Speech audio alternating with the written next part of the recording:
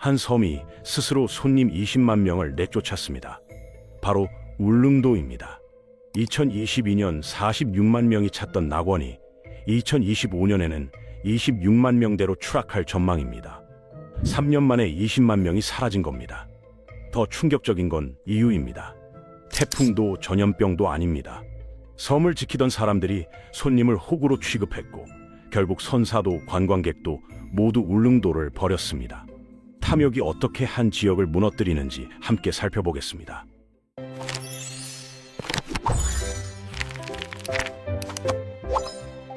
숫자의 추락은 결과일 뿐입니다. 진짜 균열은 그보다 먼저 시작됐습니다. 비싼 돈과 긴 시간을 들여 도착한 낙원에서 여행자들이 마주한 건 기대와는 전혀 다른 현실이었습니다. 울릉도는 분명 특별한 곳입니다. 동해 한가운데 홀로 떠있는 화산섬으로 태고의 신비를 간직한 원시림과 깎아지른 해안 절벽이 펼쳐져 있습니다. 맑은 날이면 독도까지 보인다고 합니다. 대한민국 국민이라면 누구나 한 번쯤 가보고 싶은 버킷리스트 여행지였습니다. 하지만 꿈과 현실 사이에는 생각보다 큰 차이가 존재했습니다. 문제는 섬에 도착하는 순간부터 드러났습니다. 육지에서 울릉도까지는 배로 최소 2시간 반이 걸립니다. 뱃멀미와 싸우며 간신히 도착한 여행자들 앞에 펼쳐진 건 아름다운 자연만이 아니었습니다. 숙소를 잡으려고 보니 허름한 모텔도 하룻밤에 10만 원을 훌쩍 넘겼습니다. 조금 괜찮아 보이는 펜션은 20만 원대가 기본이었고 성수기 리조트는 무려 70만 원을 호가했습니다. 서울의 5성급 호텔과 맞먹는 가격이었지만 시설은 그에 한참 못 미쳤습니다. 섬 안에서 이동하는 것도 만만치 않았습니다. 렌터카를 빌리려면 성수기 기준 하루에 13만 원을 내야 했습니다. 같은 조건으로 포항에서 빌리면 절반 가격이고 제주도와 비교하면 최대 4배나 비쌌습니다. 그렇다고 육지에서 자기 차를 가져올 수도 없었습니다. 여객선에 차를 싣고 왕복하려면 운송비만 35만 원이 넘었기 때문입니다. 택시를 타면 목적지까지 일부러 먼 길로 돌아가가는 기사를 만나기도 했습니다. 기름값도 육지보다 리터당 300원 이상 비쌌고 섬 전체의 주유소가 단 3겹뿐이라 가격 경쟁 자체가 불가능한 구조였습니다. 왕복 여객선 요금에 숙박비와 식비, 그리고 렌터카 비용까지 다 더하면 3박 4일 여행에 1인당 100만 원이 훌쩍 넘었습니다. 같은 돈이면 동남아에서 일주일을 편하게 보낼 수 있는 금액입니다. 물론 섬이라는 특수한 상황이 있습니다. 모든 물자를 배로 실어 날라야 하니 물가가 비쌀 수밖에 없다는 말도 일리가 있습니다. 하지만 사람들이 진짜 화가 난 이유는 단순히 비싸서가 아니었습니다. 가격만큼의 가치를 전혀 느끼지 못했기 때문입니다. 70만 원짜리 방에서 에어컨이 고장 나 있고 13만 원짜리 렌터카가 낡아빠진 경차일 때 사람들은 바가지를 썼다고 느낍니다. 그렇다면 이런 상황이 어떻게 만들어진 걸까요? 이를 이해하려면 먼저 울릉도라는 섬의 특수한 조건을 살펴봐야 합니다. 울릉도를 제대로 이해하려면 먼저 지도를 펼쳐봐야 합니다. 경상북도 울진에서 동쪽으로 130km 떨어져 있고 포항에서는 217km, 강릉에서도 178km나 됩니다. 가장 가까운 육지까지도 서울에서 대전을 왕복하는 거리와 맞먹습니다. 이렇게 고립된 위치가 울릉도만의 신비로움을 만들어냈지만 동시에 치명적인 약점이기도 했습니다. 2025년 현재 울릉도에는 공항이 없습니다. 섬에 닿을 수 있는 유일한 방법은 배뿐입니다.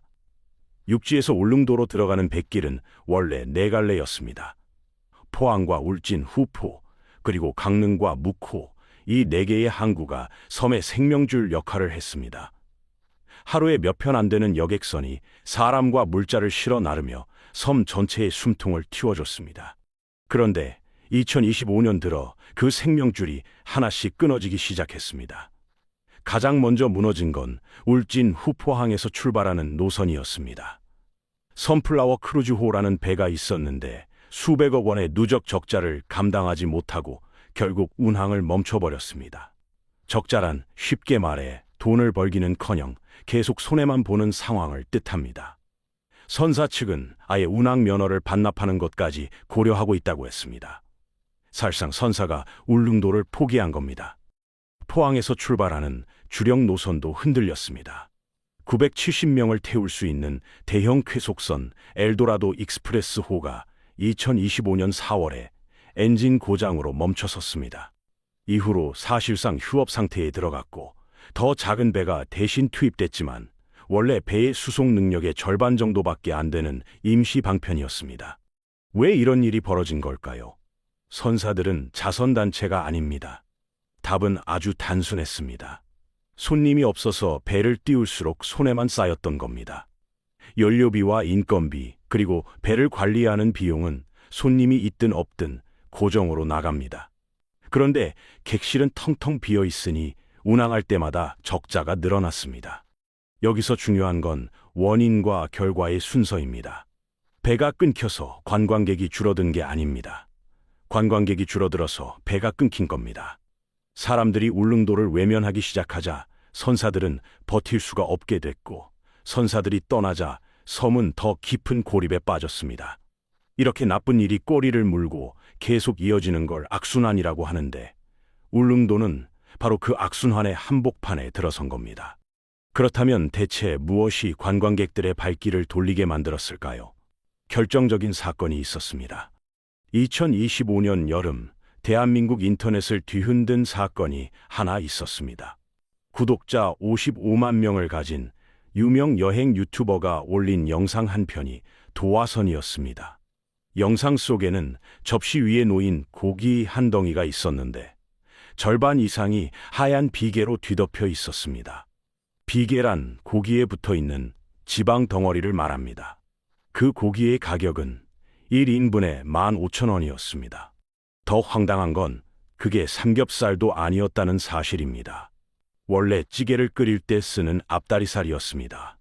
식당 측은 해명을 내놓았는데 그 내용이 대중의 분노에 기름을 부었습니다. 사장님 몸이 아파서 직원이 실수로 그랬다는 거였습니다. 진심 어린 사과가 아니라 책임을 피하려는 변명으로 들렸기 때문입니다. 이 영상은 순식간에 온라인으로 퍼져나갔습니다. 댓글창은 분노로 가득 찼고 여행 커뮤니티마다 울릉도에 가지 말자는 글이 올라왔습니다. 사실 이 사건은 단순한 해프닝이 아니었습니다. 그동안 쌓여왔던 불만들이 한꺼번에 터져나오는 계기가 된 겁니다. 비계 삼겹살은 하나의 상징이었습니다. 관광객을 한번 오고 마는 호구로 취급하는 태도 말입니다. 호구란 쉽게 속아 넘어가는 사람을 뜻하는 말입니다. 문제는 이 식당 하나만이 아니었습니다. 메뉴판에 적힌 다른 가격들이 공개되자 사람들은 더 놀랐습니다. 김치찌개 1인분에 15,000원인데 반드시 2인분 이상 시켜야 했습니다. 밥 한 공기는 따오 3,000원을 받았고 반찬을 더 달라고 하면 추가 요금을 내야 했습니다. 손님을 대하는 태도도 문제였습니다. 혼자 온 사람은 받지 않는 식당이 있었고 둘이 와도 눈치를 줘야 했습니다. 4명이나 6명씩 오는 단체 손님만 환영한다는 거였습니다. 예약 없이 왔다고 핀잔을 주거나 빨리 먹고 나가라는 눈치를 주는 일도 드물지 않았습니다. 같은 섬인 제주도와 비교해보면 차이가 선명하게 드러납니다. 제주도는 음식점과 숙박업소가 워낙 많아서 가격과 서비스로 경쟁을 해야 살아남을 수 있습니다. 하지만 울릉도는 달랐습니다. 선택지가 제한된 작은 섬이다 보니 상인들이 비슷한 수준으로 가격을 맞춰놓고 장사를 할 수 있었습니다. 손님이 불만을 가져도 다른 데 갈 곳이 없으니 그냥 참아야 했습니다. 적어도 예전에는 그랬습니다. SNS 시대에 이런 나쁜 경험은 순식간에 퍼집니다. 한 사람의 불쾌한 기억이 수십만 명에게 공유되고 또 퍼져나갑니다. 하지만 이런 태도가 하루아침에 생긴 건 아닙니다. 여기에는 나름의 배경이 있었습니다. 불과 몇 년 전만 해도 울릉도의 고민은 정반대였습니다. 손님이 너무 많아서 문제라는 거였습니다. 2022년 한 해 동안 울릉도를 찾은 관광객 수는 46억 1천여 명에 달했습니다. 인구가 9,000명 남짓한 작은 섬에 그 50배가 넘는 사람들이 몰려든 셈입니다. 이렇게 관광객이 지나치게 많이 몰려서 오히려 문제가 생기는 현상을 오버 투어리즘이라고 부릅니다. 특히 여름 휴가철의 혼잡은 극에 달했습니다. 여객선 표를 구하려면 전쟁을 치러야 했습니다. 한 달 전에 예약해도 원하는 날짜를 잡기가 어려웠고 막상 섬에 도착해도 숙소 구하기가 하늘의 별 따기였습니다. 식당마다 긴 줄이 늘어섰고 유명한 맛집은 두세 시간씩 기다려야 했습니다. 이런 상황에서 상인들은 배짱 장사를 시작했습니다. 배짱 장사란 손님이 많으니까 굳이 친절하게 굴 필요 없이 큰 소리치며 하는 장사를 말합니다.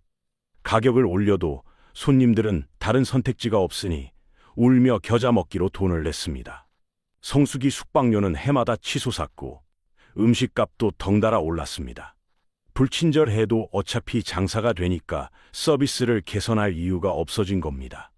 울릉도에서만 맛볼 수 있다는 특산물 가격도 급등했습니다. 울릉도 오징어와 호박엿, 그리고 명이나물 같은 특산품들은 귀하다는 이유로 육지의 두세 배 가격에 팔려나갔습니다. 관광객들은 추억을 사는 마음으로 비싼 값을 치렀습니다. 처음에는 그랬습니다. 섬 경제는 한동안 호황을 누렸습니다. 숙박업과 음식점업, 그리고 운송업과 소매업 할 것 없이 관광 특수의 혜택을 입었습니다. 빈 땅에는 새 펜션이 들어섰고 문을 닫았던 가게들이 다시 영업을 시작했습니다. 하지만 이 호황에는 독이 숨어 있었습니다. 당장 눈앞의 이익에 취해서 장기적인 신뢰를 쌓는 일을 소홀히 했습니다. 단골을 만들 생각보다 한번 온 손님에게서 최대한 많이 뽑아내자는 계산이 앞섰습니다. 지역 행정도 이런 흐름을 방치했습니다. 관광객이 너무 많아서 걱정이라면서도 관광 수입이 주는 달콤함을 포기하지 못했습니다. 바가지 요금을 단속하거나 서비스 품질을 관리하는 일은 미온적이었습니다. 그들은 착각하고 있었습니다. 손님들이 불편을 감수하면서까지 오는 건 울릉도의 서비스가 좋아서가 아니었습니다. 오직 자연이 아름답기 때문이었습니다. 하지만 자연은 변하지 않아도 사람의 마음은 변합니다. 한 번은 참아도 두 번째는 참기 어렵습니다. 세 번째는 아예 가지 않습니다. 결국 시장은 조용히, 그러나 확실하게 반응하기 시작했습니다. 소비자들의 반격은 소리 없이 시작됐습니다. 거리로 나와 시위를 하지도 않았고 불매운동을 요란하게 선언하지도 않았습니다. 그냥 안 갔습니다. 손절이란 더 이상 관계를 이어가지 않고 끊어버리는 걸 뜻하는데 소비자들이 바로 그렇게 울릉도를 손절해버린 겁니다. 가장 조용하면서도 가장 무서운 복수였습니다. 숫자가 모든 걸 말해줍니다. 2022년에 46일천여 명이던 울릉도 관광객은 2023년에 48천여 명으로 줄었고 2024년에는 38만여 명까지 떨어졌습니다. 2025년은 더 심각합니다. 상반기 누적 관광객이 약 17만 명으로 작년 같은 기간보다 16%나 감소했습니다. 이 추세라면 2025년 연간 관광객은 26만 대에 머물 전망입니다. 2022년 정점 대비 20만 명이 사라지는 겁니다. 빈자리는 눈에 보일 정도가 됐습니다. 예전에는 표 구하기 전쟁을 벌여야 했던 여객선에 빈 좌석이 늘었습니다. 줄 서서 기다리던 맛집들 앞이 한산해졌습니다. 성수기인데도 그날 바로 예약할 수 있는 숙소가 생겼습니다. 온라인 공간에서는 울릉도에 대한 평가가 급격히 달라졌습니다. 일생에 한 번은 가봐야 할 곳이라는 말은 다시는 안 간다로 바뀌었습니다. 여행 커뮤니티마다 울릉도 후기에는 경고가 달렸습니다. 바가지 조심하라. 서비스 기대하지 말라. 차라리 그 돈으로 일본이나 가라는 내용이었습니다. 상인들도 뒤늦게 사태의 심각성을 깨달았습니다. 손님이 줄어드니 매출이 급감했습니다. 월세와 관리비 같은 고정 비용은 그대로인데 수입이 반토막 났습니다. 여름 성수기에 벌어서 나머지 계절을 버티던 방식이 더 이상 통하지 않게 된 겁니다. 문 닫는 가게들이 생기기 시작했고 버티는 곳들도 허리띠를 졸라매야 했습니다. 사태가 심각해지자 울릉 군수가 나섰습니다. 2025년 7월 남한권 군수는 공식적으로 사과문을 발표했습니다. 같은 일이 반복되지 않도록 강력한 개선책을 마련하겠다고 밝혔습니다. 하지만 여론은 차가웠습니다. 자업자득이라는 반응이 대부분이었습니다. 소 잃고 외양간 고친다는 냉소가 인터넷을 가득 채웠습니다. 이런 문제가 울릉도에서만 벌어지고 있을까요? 안타깝게도 그렇지 않습니다. 울릉도에서 벌어진 일은 그 섬만의 이야기가 아닙니다. 같은 병이 다른 곳에서도 번지고 있었습니다. 2025년 10월 말 아시아 태평양 경제협력체 정상회의가 열렸던 경주가 바로 그 현장이었습니다. 이 회의는 줄여서 APEC이라고 부르는데 아시아와 태평양 주변 21개의 나라의 정상들이 모여서 경제 문제를 논의하는 큰 국제 행사입니다. 개최를 앞두고 경주의 숙박비가 폭등하기 시작했습니다. 평소에 4만 5천 원이던 숙소가 APEC 기간에는 무려 29만 5천 원을 요구했습니다. 6.5배나 오른 겁니다.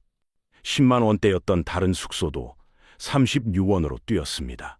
숙박업주들에게 왜 이렇게 올렸냐고 물으니 그 기간이라 어쩔 수 없다거나 다른 데도 다 올린다는 말들이 돌아왔습니다.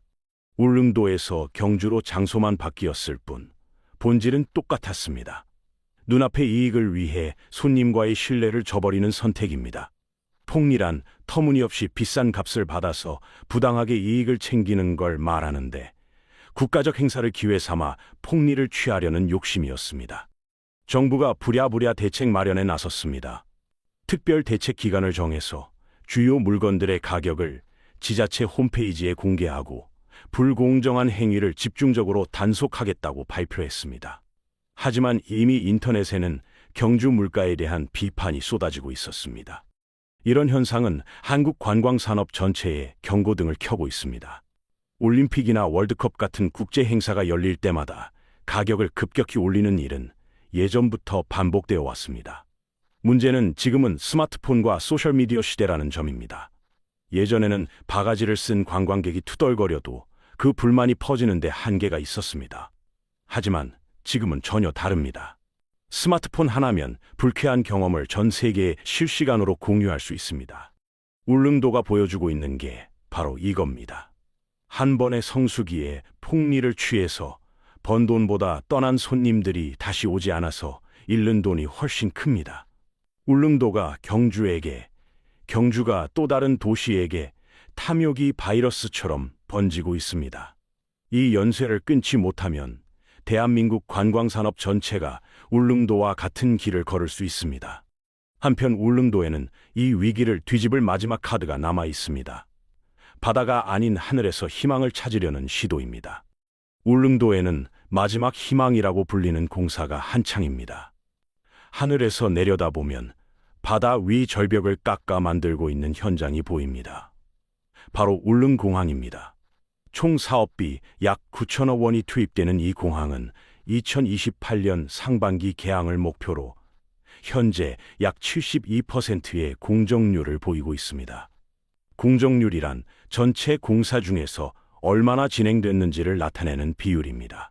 계획대로라면 서울에서 1시간이면 울릉도에 도착하는 하늘길이 열립니다. 뱃멀미 걱정 없이 날씨에도 크게 영향받지 않고 섬에 닿을 수 있게 됩니다. 이 공항이 열리면 연간 100만 관광객 시대가 올 것이라는 장밋빛 전망이 있었습니다. 과거형으로 말씀드리는 이유가 있습니다. 이 전망에는 치명적인 문제가 숨어 있습니다. 공항을 지어도 될 만큼 경제성이 있는지 분석한 조사가 무려 13년 전인 2012년에 이루어졌다는 사실입니다. 예비 타당성 조사라고 하는데 쉽게 말해서 이 공항을 지으면 투자한 돈만큼 효과가 있을지 미리 따져보는 작업입니다. 그런데 그때 나온 점수도 기준치를 겨우 넘기는 수준이었습니다. 2012년의 울릉도와 2025년의 울릉도는 전혀 다른 상황입니다. 그때는 관광객이 꾸준히 늘어나는 추세였습니다. 울릉도에 대한 호감이 높았고 가기 불편하다는 점만 해결되면 폭발적으로 성장할 거라는 기대가 합리적이었습니다. 하지만 지금은 다릅니다. 관광객 수는 급감하고 있고 섬에 대한 여론은 최악입니다. 사람들이 배를 타기 싫어서 안 가는 게 아닙니다. 울릉도 자체에 가고 싶지 않은 겁니다. 비행기가 뜬다고 해서 달라질까요? 비싼 항공료를 내고 1시간을 날아가서 또다시 비계 삼겹살과 바가지 요금을 만나야 한다면 누가 가겠습니까? 더 큰 문제는 공항을 운영하는 데 드는 비용입니다. 배편조차 적자를 감당하지 못해서 끊기고 있는 상황입니다. 탑승률이 낮으면 항공사들은 노선을 줄이거나 아예 없애버릴 겁니다. 9천억 원을 들여 지은 공항이 하루에 비행기 한두 대만 뜨는 유령공항으로 전락할 수 있다는 경고가 나오는 이유입니다. 물론 공항이 반드시 실패할 거라고 단정 지을 수는 없습니다. 접근성이 좋아지면 새로운 수요가 생길 수도 있습니다. 하지만 그 전제 조건이 있습니다. 울릉도에 다시 가고 싶게 만들어야 한다는 겁니다. 결국 인프라가 아니라 마음의 문제입니다. 그래서 모든 이야기는 결국 원점으로 돌아옵니다. 공항을 짓는 것도, 배편을 늘리는 것도, 정부 지원금을 받는 것도 근본적인 해결책이 아닙니다.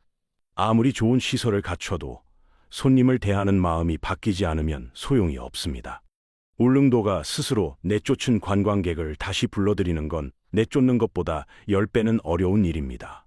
신뢰라는 건 쌓는데 오래 걸리지만 무너지는 건 한순간입니다.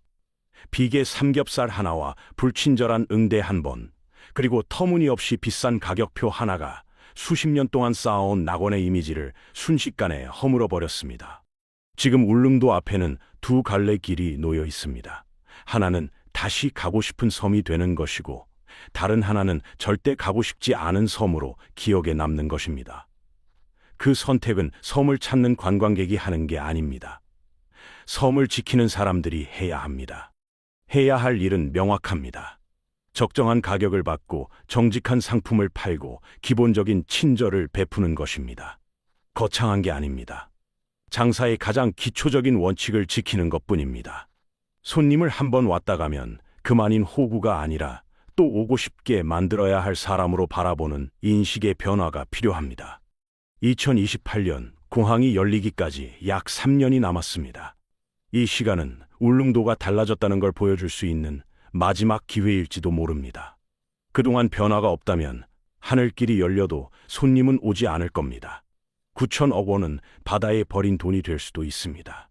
상인들은 자신들도 힘들다고 말합니다. 물가는 오르는데 손님은 줄어드니 가격을 높일 수밖에 없었다고 합니다. 틀린 말은 아닙니다. 하지만 그 선택이 결국 더 많은 손님을 쫓아냈고 더 깊은 구렁텅이로 빠지게 만들었습니다. 악순환을 끊으려면 누군가 먼저 양보하고 먼저 변해야 합니다. 2028년까지 남은 3년은 이 악순환을 끊을 수 있는 마지막 골든타임이 될 것입니다. 이 기간 동안 뼈를 깎는 자성과 변화를 통해 무너진 신뢰를 회복하지 못한다면 울릉공항은 희망의 날개가 아니라 추락하는 섬을 위한 9천억짜리 묘비가 될지도 모릅니다. 울릉도의 이야기는 한 섬의 비극으로 끝나지 않습니다. 이것은 대한민국 관광산업 전체를 향한 경고입니다.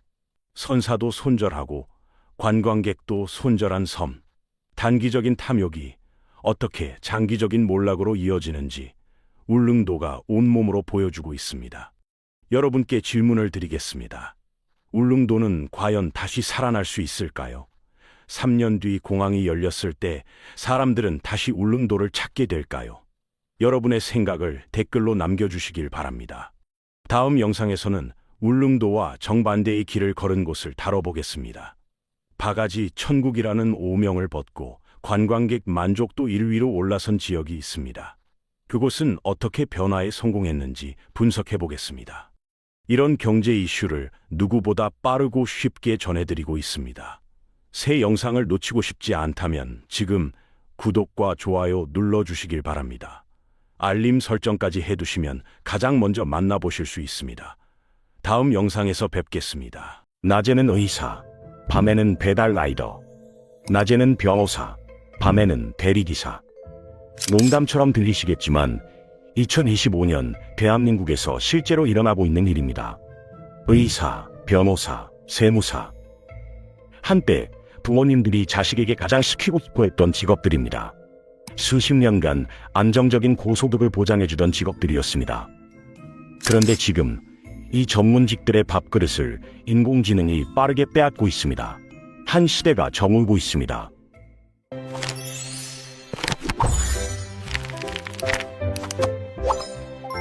먼저 가장 빠르게 무너지고 있는 세무사 이야기부터 시작하겠습니다. 세무사 시험에 합격하면 인생이 펴진다. 불과 10년 전까지만 해도 이 말은 진실이었습니다. 하지만 지금은 완전히 다른 현실이 펼쳐지고 있습니다.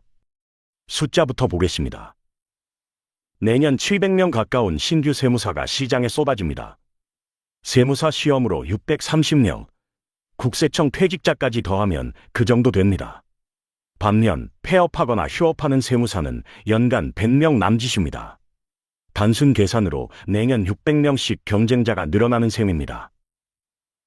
2025년 1월 기준 전국 세무사는 1만 6천 명을 넘어섰습니다. 5년 전보다 24%나 증가한 수치입니다. 문제는 시장이 그만큼 커지지 않았다는 점입니다. 세무사의 주요 수입원은 기장료입니다. 기장료란 사업자의 장부를 대신 정리하고 세금 신고를 해주는 대가로 매달 받는 돈입니다. 21년 전 한 세무사가 처음 개업했을 때 신규 개인 사업자 기장료는 월 12만 원, 법인은 월 22만 원이었습니다. 지금은 어떨까요? 개인 5만 원, 법인 8만 원입니다.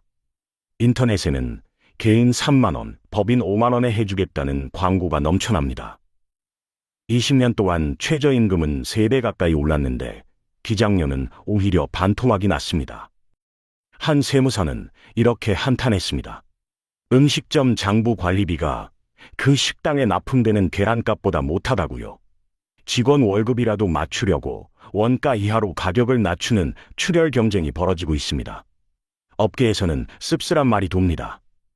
예전에는 3년만 버티면 자리가 잡힌다고 했는데 이제는 세무사 일이 길어야 10년, 짧으면 5년이라고요. 여기에 결정타가 날아왔습니다. 국세청의 모두 채용 서비스입니다. 국세청이 납세자의 소득 자료를 미리 분석해서 세금 신고서를 알아서 다 채워주는 서비스입니다.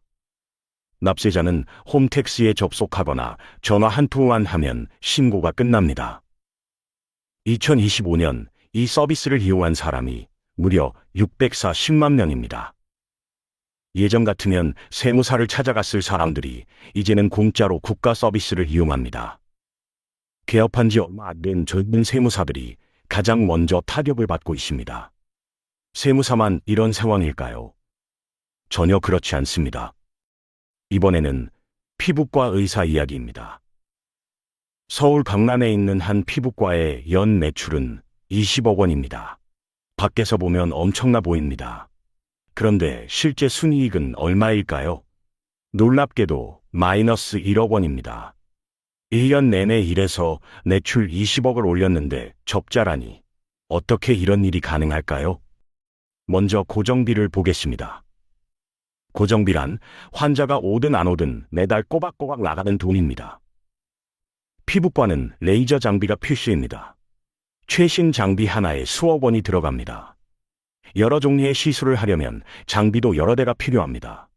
여기에 건물 임대료, 간호사와 직원들 인건비, 의료 소모품 비용까지 더하면 매달 나가는 돈만 1억 원을 훌쩍 넘기기도 합니다. 그런데 진짜 문제는 광고비입니다. 강남에만 피부과가 몇 개인지 아십니까? 걸어서 5분 거리에 경쟁 병원이 수십 개씩 있습니다. 환자를 데려오려면 인터넷 광고를 돌리고 유명인 협찬을 하고 할인 이벤트를 끊임없이 해야 합니다. 광고비로만 매달 수천만 원이 빠져나갑니다. 이러다 보니 매출이 아무리 높아도 남는 게 없는 구조가 만들어집니다. 법률 시장 상황도 다르지 않습니다. 2025년 현재 대한민국 변호사 수는 3만 5천 명을 넘어섰습니다. 내년 1,700명이 넘는 신규 변호사가 쏟아져 나옵니다. 대형 모펌에 들어가는 극소수를 제외하면 나머지는 치열한 생존 경쟁에 내몰립니다. 개업 변호사들 사이에서는 착수금 50만 원짜리 사건도 감사히 받아야 한다는 말이 돌 정도입니다. 예전에는 변호사라고 하면 사람들이 고개를 끄덕였습니다. 요즘은 다릅니다. 변호사가 너무 많아서 일거리 구하기도 힘들다는 인식이 퍼졌습니다. 의사도 변호사도 세무사도 전문직이라는 이유만으로 돈을 잘 버는 시대는 끝나가고 있습니다. 그리고 이들 앞에 훨씬 더 강력한 경쟁자가 나타났습니다. 바로 인공지능입니다. 앞서 말씀드린 경쟁 과열이나 비용 부담, 이런 문제들은 사실 어제 오늘 일이 아닙니다. 전문직들이 진짜로 두려워하는 건 따로 있습니다. 인공지능입니다. 국세청은 2024년을 인공지능 국세행정 원년으로 선포했습니다. 그리고 2년에 걸쳐 300억 원을 쏟아부어 홈택스를 완전히 새로 만들고 있습니다. 지금도 국세상담센터 전화번호 126에 전화하면 인공지능이 먼저 응대합니다. 이 인공지능은 200만 건이 넘는 과거 상담 기록과 세법, 판례를 학습했습니다. 사람처럼 24시간 상담이 가능하고 웬만한 세금 질문에는 막힘없이 대답합니다. 모두 체험 서비스도 계속 똑똑해지고 있습니다. 지금은 신고서를 채워주는 수준이지만 앞으로는 납세자 상황에 맞춰서 세금을 줄이는 방법까지 알려줄 계획입니다. 예전에는 세무사한테 돈을 내고 받던 조언을 국가가 공짜로 해주는 시대가 오고 있는 겁니다. 법률 분야도 마찬가지입니다. 요즘 리걸테크라는 말을 들어보셨을 겁니다. 리걸테크란 법률 업무를 도와주는 기술 서비스를 말합니다. 계약서 검토, 법률 문서 작성, 비슷한 판결문 찾기. 이런 일들은 원래 갓 입사한 신입 변호사들이 밤새워 하던 업무였습니다. 이제는 인공지능이 몇 분 만에 해냅니다. 비용은 변호사 수임료의 10분의 1도 안 됩니다. 대형 로펌들은 이미 인공지능을 적극적으로 쓰고 있습니다. 문제는 인공지능이 대신하는 일 대부분이 신입 변호사들 몫이었다는 점입니다. 신입들이 경력을 쌓을 기회 자체가 줄어들고 있습니다. 경력이 없으니 실력도 안 늘고 실력이 없으니 일감도 안 들어오는 악순환이 시작됩니다.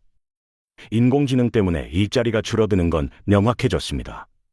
그런데 문제가 하나 더 있습니다. 이렇게 좁아진 자리를 차지하려면 엄청난 비용과 시간을 투자해야 한다는 겁니다. 인공지능이 일자리를 위협하는 것도 문제지만 전문직이 되는 과정 자체가 이미 거대한 도박입니다. 성공하면 좋지만 실패하면 돌이킬 수 없는 손해를 봅니다. 로스쿨 이야기부터 해보겠습니다. 로스쿨은 변호사가 되려면 반드시 거쳐야 하는 3년짜리 대학원입니다. 사립대 로스쿨의 1년 등록금은 평균 1,750만 원입니다. 3년이면 학비만 5천만 원이 넘습니다. 여기에 생활비, 책값, 시험 준비 학원비까지 더하면 3년 동안 최소 8천만 원에서 1억 원 가까이 들어갑니다. 학교 다니느라 돈을 벌지 못하니 그 손해까지 합치면 실제로 포기하는 돈은 훨씬 많습니다. 돈만 문제가 아닙니다. 로스쿨을 졸업해도 변호사 시험에 붙어야 변호사가 됩니다. 이 시험은 평생 5번까지만 볼 수 있습니다. 5번 다 떨어지면 그걸로 끝입니다. 2025년 변호사 시험 합격률은 52%였습니다. 시험 본 사람 둘 중 하나는 떨어진다는 뜻입니다. 5번의 기회를 전부 쓴 뒤 최종 합격률은 88% 정도입니다. 뒤집어 말하면 1억 원 가까이 쏟아붓고도 10명 중 1명은 변호사가 되지 못합니다. 의대는 시간이 문제입니다. 의대 본과 6년, 인턴 1년, 레지던트 4년. 전문의가 되려면 최소 11년이 걸립니다. 전문의 따고 개업 자금 마련해서 병원 열려면 30대 후반은 되어야 합니다. 그동안 번 돈은 거의 없고 학자금 빚만 쌓여 있는 경우도 많습니다. 세무사나 회계사 시험도 만만치 않습니다. 합격까지 평균 3년에서 5년이 걸립니다. 그 기간 동안 제대로 된 직장을 다닐 수 없으니 포기한 월급을 다 합치면 억 단위가 됩니다. 이렇게 엄청난 투자를 해서 겨우 자격증을 땄는데 막상 시장에 나와보니 인공지능이 일자리를 빼앗고 있습니다. 젊은 세대가 느끼는 허탈함이 어떨지 짐작이 가십니까? 그런데 현실은 여기서 끝이 아닙니다. 돈 문제, 일자리 문제만 있는 게 아닙니다. 전문직을 바라보는 사회의 눈길도 예전 같지 않습니다. 오히려 곱지 않은 시선이 늘고 있습니다. 2024년 의대 정원 확대 논란을 기억하실 겁니다. 정부가 의대 입학 정원을 늘리겠다고 발표하자 의사들이 집단으로 진료를 거부했습니다. 의사들 주장은 이랬습니다. 의사 수만 늘린다고 의료 문제가 해결되지 않는다. 의료의 질이 떨어질 수 있다. 하지만 많은 국민들은 다르게 받아들였습니다. 자기들 돈벌이 지키려고 아픈 환자를 볼모로 잡는다고 생각한 겁니다. 인터넷 댓글창은 의사들을 비난하는 글로 가득 찼습니다. 변호사에 대한 시선도 비슷합니다. 변호사 숫자가 늘어나는 것에 기존 변호사들이 반대 목소리를 내면 사람들은 이기적인 기득권 지키기로 봅니다. 세무사도 마찬가지입니다. 국세청이 세금 신고를 공짜로 도와주는데 왜 굳이 세무사한테 돈을 줘야 하느냐는 생각이 퍼지고 있습니다. 이런 분위기에서 인공지능 도입에 제동을 걸기란 더 어렵습니다. 전문직 종사자가 인공지능 때문에 힘들다고 말해봐야 그동안 많이 벌었으니 이제 좀 나눠야 하는 것 아니냐는 반응이 돌아옵니다. 안타깝지만 이게 현실입니다. 물론 아직도 높은 수입을 올리는 전문직들이 있습니다. 하지만 그건 꼭대기에 있는 일부 이야기입니다. 대형 병원 전문의, 대형 로펌 파트너 변호사, 큰 세무법인 대표. 이런 사람들은 여전히 억대 연봉을 받습니다. 하지만 평범한 개업 전문직의 현실은 훨씬 팍팍합니다. 특히 이제 막 시작한 젊은 전문직들은 빚 갚기도 빠듯합니다. 그런데 세상은 여전히 그들을 부자로만 바라봅니다. 실제 현실과 사람들의 인식 사이에 큰 틈이 있습니다. 이 간극이 젊은 전문직들을 더 외롭게 만듭니다. 일부에서는 자주 섞인 말이 나옵니다. 이럴 바에 차라리 인공지능이 다 해줬으면 좋겠다고요. 어두운 이야기만 드린 것 같습니다. 하지만 이 상황에서도 살아남는 사람들이 있습니다. 오히려 더 잘 되는 사람들도 있습니다. 비결이 뭘까요? 첫째, 인공지능을 적으로 보지 않는 사람들입니다. 위기라고 느끼고 인공지능을 멀리하는 게 아니라 도구로 씁니다. 한 세무사는 이렇게 말했습니다. 인공지능이 단순한 장부 정리를 대신해 주니까 나는 더 복잡한 절세 방법이나 사업 조언에 집중할 수 있게 되었다고요. 반복되는 단순 작업은 인공지능에게 맡기고 사람만이 할 수 있는 일에 시간을 쓰는 전략입니다. 둘째, 전문 분야를 더 좁히는 것입니다.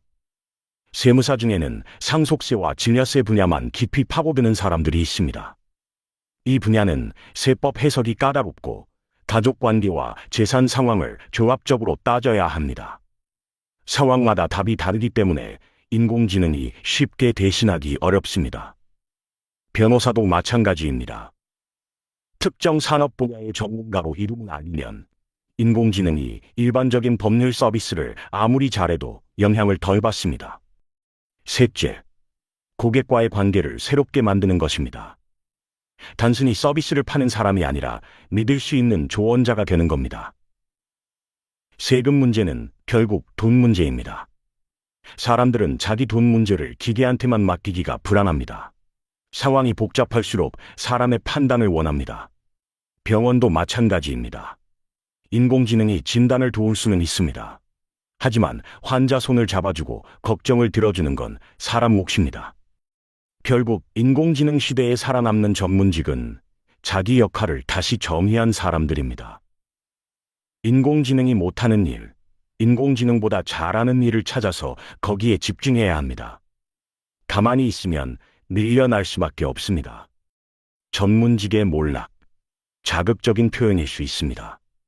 의사, 변호사, 세무사가 완전히 없어지지는 않을 겁니다. 하지만 전문직이면 당연히 잘 먹고 잘 살던 시절이 저물고 있는 건 분명합니다. 과거에 전문직이 높은 돈을 받을 수 있었던 까닭은 뚜렷합니다. 전문 지식을 가진 사람이 드물었기 때문입니다. 세법을 모르면 세무사를 찾아가는 수밖에 없었습니다. 법률을 모르면 변호사에게 물어봐야 했습니다. 아프면 의사에게 가는 것 말고는 방법이 없었습니다. 정보를 가진 쪽과 못 가진 쪽의 차이가 전문직의 가치를 만들어냈습니다. 그런데 인공지능이 이 구조를 흔들고 있습니다. 이제 누구나 인공지능에게 세금 질문을 할 수 있습니다. 계약서를 보여주고 문제 없는지 확인받을 수 있습니다. 몸 어디가 아픈지 설명하면 어떤 병일 수 있는지 목록을 받아볼 수 있습니다. 물론 인공지능 대답이 항상 맞지는 않습니다. 하지만 많은 경우에 충분히 쓸만합니다. 게다가 공짜이거나 아주 쌉니다. 앞으로 전문직 시장은 둘로 갈라질 가능성이 높습니다.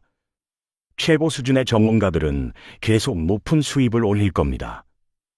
인공지능이 풀지 못하는 어려운 문제들이 있기 때문입니다.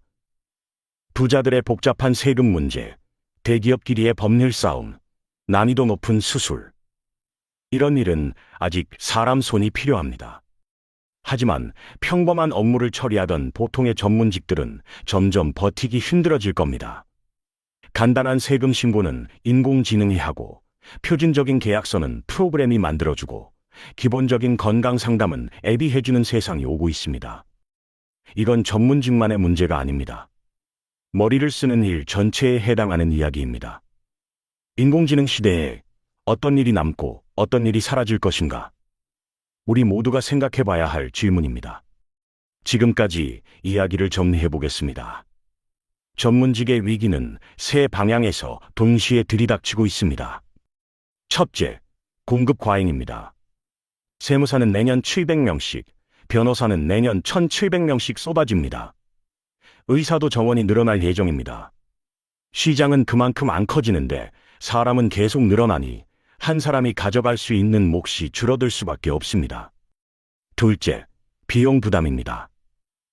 병원을 운영하려면 수억 원짜리 장비가 필요합니다. 고객을 끌어오려면 광고비가 들어갑니다. 사무실 임대료와 직원 월급은 매달 나갑니다. 매출이 높아 보여도 실제로 손에 쥐는 돈은 얼마 안 되는 경우가 많습니다. 셋째, 인공지능입니다. 국세청 인공지능이 세금 상담을 하고, 법률 인공지능이 계약서를 검토하고, 의료 인공지능이 진단을 돕습니다. 전문직의 핵심 업무를 기계가 대신하기 시작했습니다. 이건 일시적인 현상이 아닙니다.